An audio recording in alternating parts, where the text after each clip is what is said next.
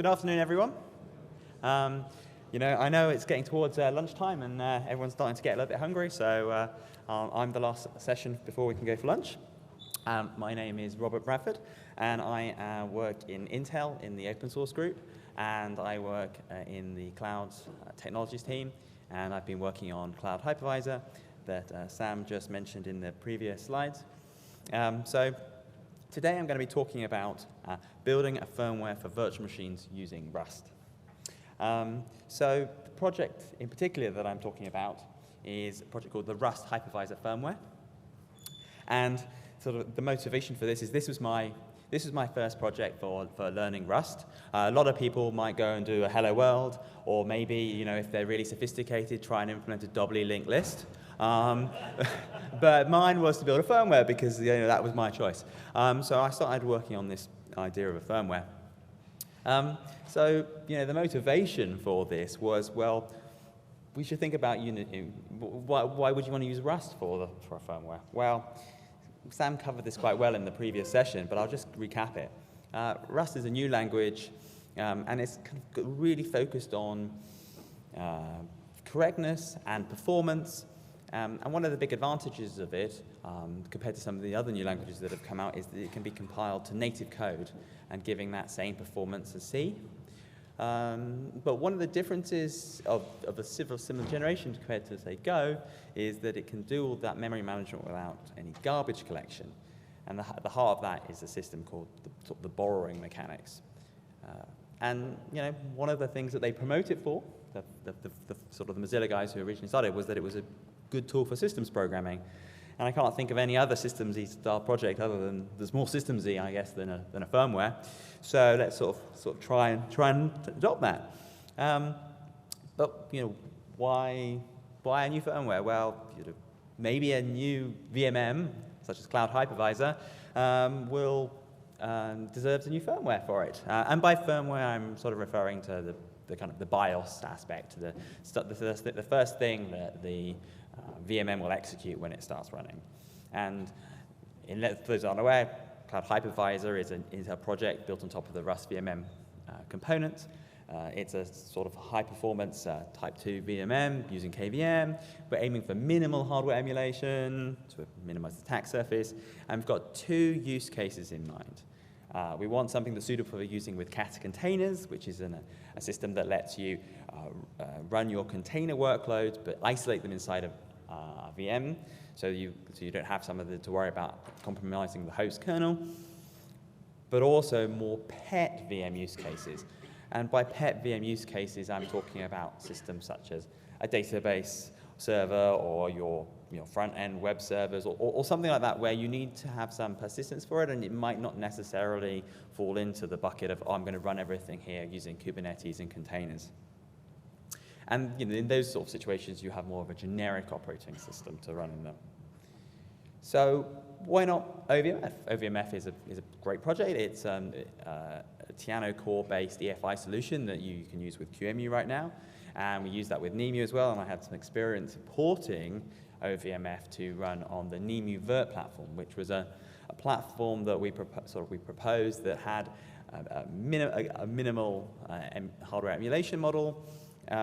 But one of the experiences that I had from trying to port OVMF on to run on that Vert platform was that it had quite a lot of expectations about what the VMM would provide.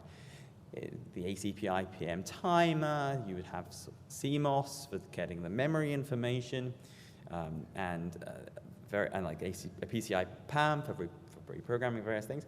And I'm sure it would be possible to adapt it to not expect those things and to work with the environment that we've got.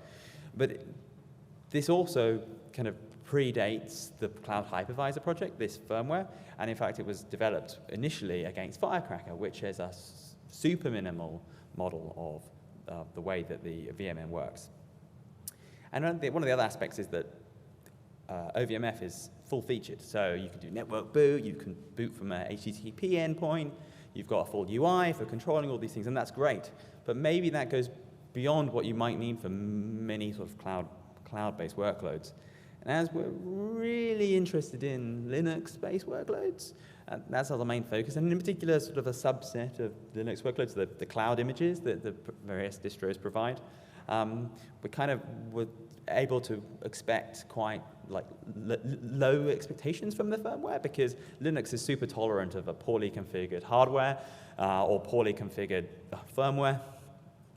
And one of the big aspects we were interested in wanted compatibility with the Linux loader. And this is interesting. The Linux loader is a component that exists in our Rust VMM that we pull into Cloud Hypervisor, but Firecracker has some, and Cross VM also has something very similar. And this will just load the VM Linux ELF binary in, set up a 0 page, and when we're doing that, we're booting into with an already got in long mode with an identity mapping, the LDT, GTT set, and very importantly, the hypervisor is providing the E820 table of what the memory layout should look like.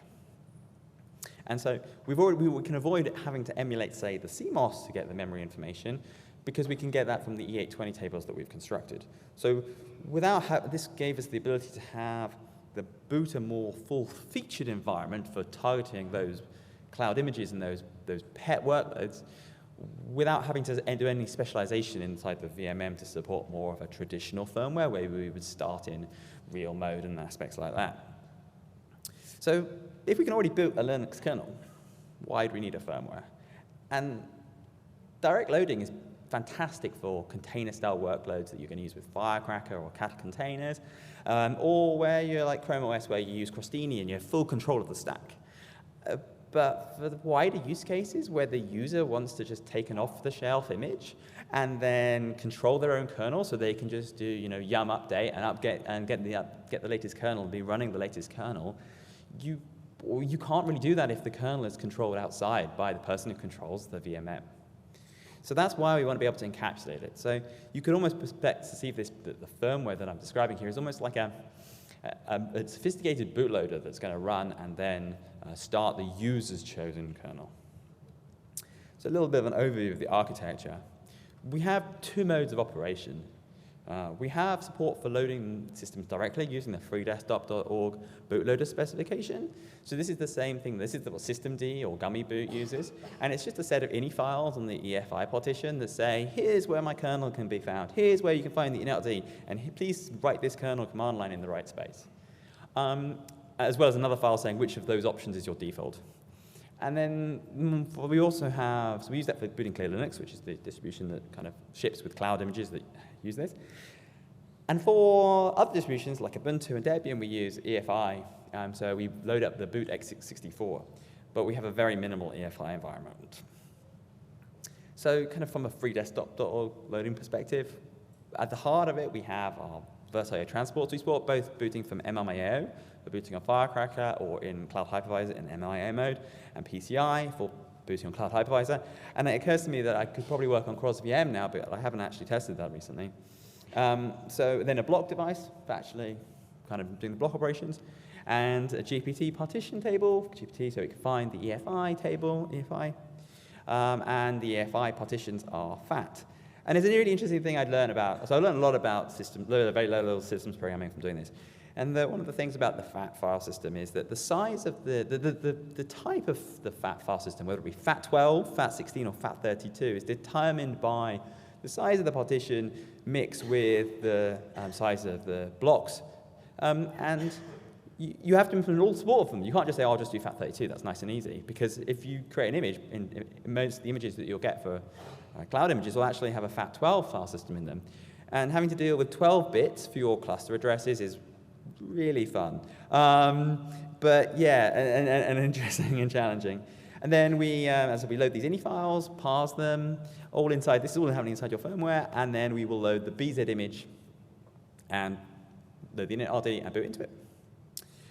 For the EFI approach, it's almost identical, except we're going to look on that FAT file system for your boot x64.efi binary, and then start it. And in the EAX, in the executable running, we will point to a EFI system table, which is all the function pointers that have all the interesting EFI functions that we've implemented.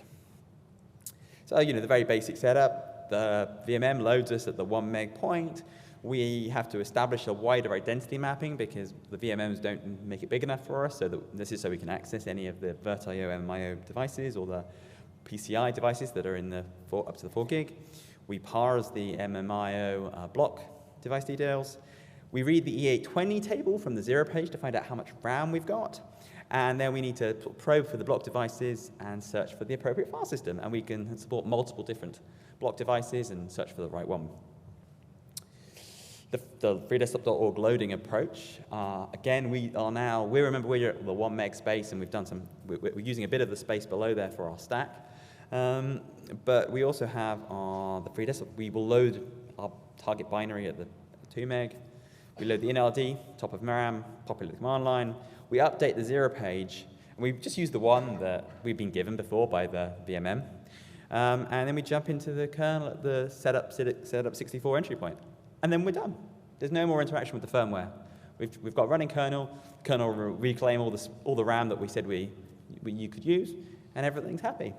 With the EFI support, a bit more challenging, a bit more difficult. The binary format used for EFI is the P32, which is what's used on Windows. And we need to be able to input inside our Rust code. We label the functions with Win64 to say that they need to be called with the Win64 calling convention. And so I've implemented this EFI compatibility layer, which is just, as I said, lots of functions that then call into the existing file system structures that I've created or the block systems that I already have. And fortunately, I can make use of this crate called REFI. And this is a huge pile of structs for implementing EFI data structures. And this was implemented not for someone who wanted to write a firmware, but for some people who wanted to write Rust applications to run directly inside their EFI environment. EFI has, you exposes quite a lot of things as runtime services and boot time services to the host OS. So we have to have like a memory allocator, file system abstraction, a block abstraction. And with all this in place, I've sort of been iteratively adding things as I need them. So a lot of the functions initially started as completely empty, and now they've been filled out with implementations. They're able to boot a Linux kernel built with config EFI stub. So this is kind of cool. You can build the same Linux kernel that's both a BZ image and a PE32 binary, so you can just boot that. But also can boot shim and grub with which is what you get in an Ubuntu image. Shim expects to use the file system APIs, grub expects to use block APIs, and they all expect to be able to have use the device path infrastructure, which is a very challenging system for kind of packing in device information, and wasn't much fun to implement. But I'm not aiming for full EFI functionality. I'm just enough to be able to boot these cloud operating systems that we care about. So kind of like, what are my thoughts, my evaluation of how it was to use Rust and to build a new hypervisor firmware? As I said, it was my first project with Rust, and so I'm sure, looking back, I'm sure I made loads of errors. But one of the things that was very challenging was that there wasn't a huge amount of information about how to do such low-level things in Rust. Because a lot of people talk about, it's great, it's got memory safety, and you've got all these things, but then oh yeah, I have to have low-level memory access because there's no operating system here. I am the operating system. I am running directly on in the VM. So yes, it helps avoid a lot of these issues, but you're constantly having to work around to do what you need to do. And some of that was mitigated by creating this sort of safe wrapper to unsafe memory access so that I could actually make sure that when I said, hey, I'm going to copy this slice from the ELF binary into this area here, I would like to make sure that the bounds are correct. I'm not going to go outside what I've already said I'm going to use. But I had to create new abstractions for that.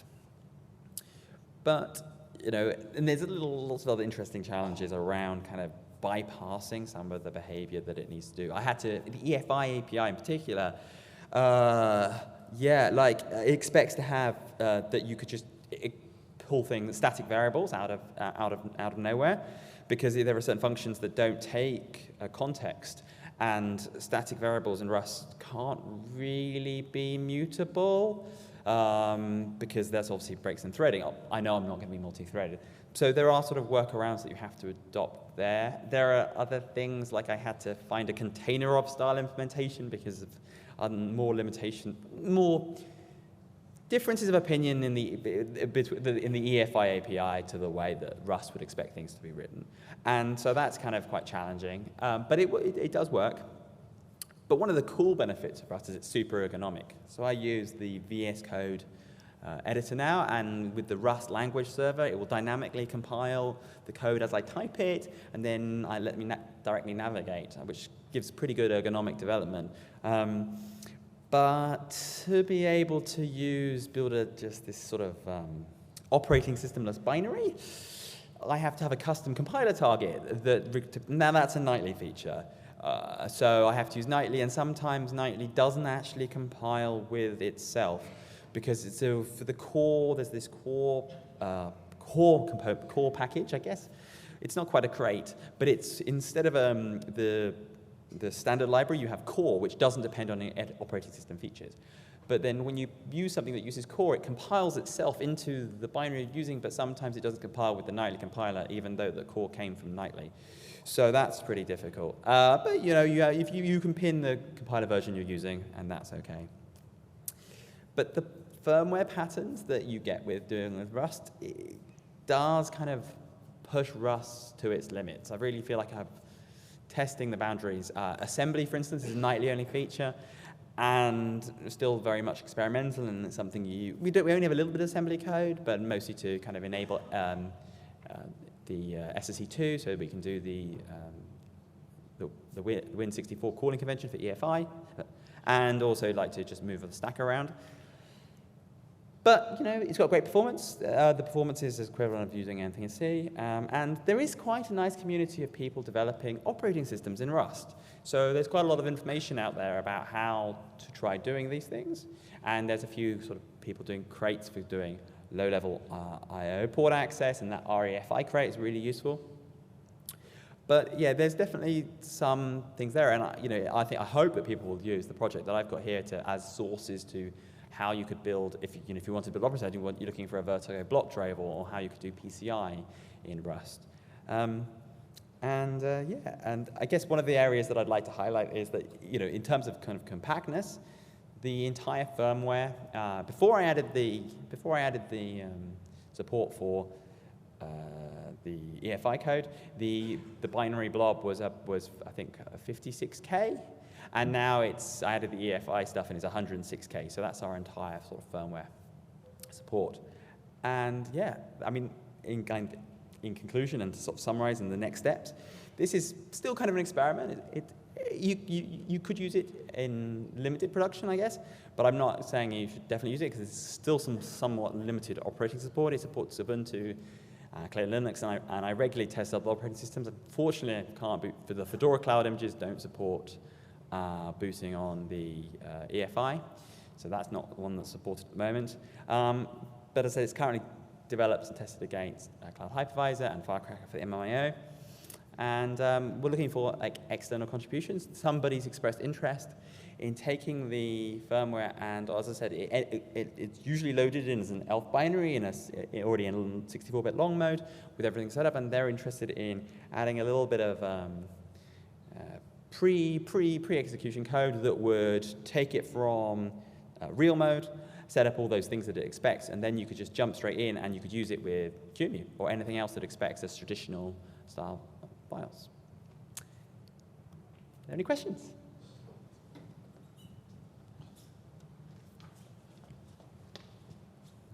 Thanks. So what % of your code base would be an unsafe code, as in Rust? Because that's where I would look if I would do a security review. Okay, so that's a really great question. So, and I'll just to clarify what the unsafe key. So in Rust, if you want to do anything that the Rust compiler considers to be dragons, dangerous, you use this unsafe keyword, and then the subsequent block that you use would be labeled as unsafe. And in there you can do things like pointer arithmetic and things that would not normally be allowed. But it still adheres to a lot of constraints. You can't go outside of bounds in memory directly, and you can't go outside your slice. So the majority of the unsafe code is hidden inside this memory accessing crate, which does all the bounds checking explicitly. And then inside the EFI, there's a little bit of assembly unsafe code, but all the VirtIO stuff, all the fat file system, that's all safe. There is a little bit of access, I call into some unsafe core functions for being able to turn the byte array into an ASCII string. But that's kind of fairly sensible. But then the EFI code has some unsafe stuff because I have to do some dealing with raw pointers because of some design choices in the EFI code, which would work absolutely fine in a C environment where you'd expect you to have static variables, or you'd be able to do things like container of, or you'd be able to have just raw pointers to things. So the EFI code has a little bit more unsafe stuff, but I've been careful. I haven't got a particular percentage number, but it's always something I've been conscious of to make sure that you can rationalize why you're doing unsafe code. But it's in the minority, to answer your question. Thank you for the talk. As far as I can see, so what you're doing is you have a EFI stub emulator, you have a bootloader, and you have some remaining firmware. How does your project compare to the ORBoot firmware, which is also written in Rust? The which one? ORBoot, O-R-E, and then boot like the iron ore. Well, I'm going to admit I haven't even heard of it. So there you go. I think they are just 1.5 years old. So. Okay. So sort of, yeah, okay, that's very good. Well, I took a lot of I haven't heard of that. I took a lot of inspiration from U-Boot for working out how to do the EFI compatibility. That was very valuable.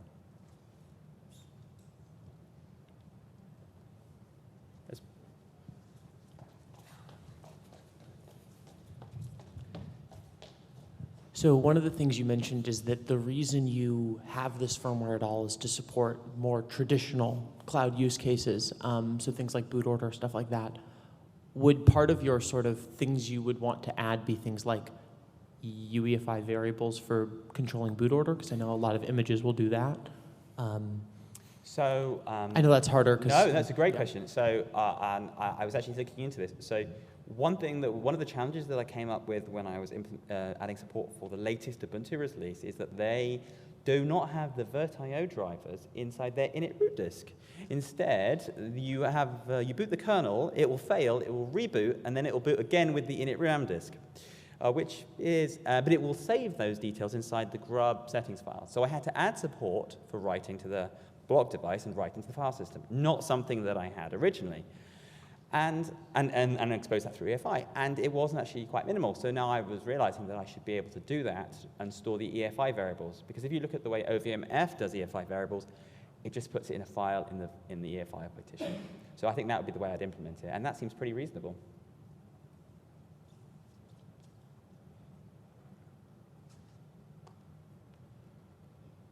Okay, so thank you. Yeah, excellent. Thank you very much.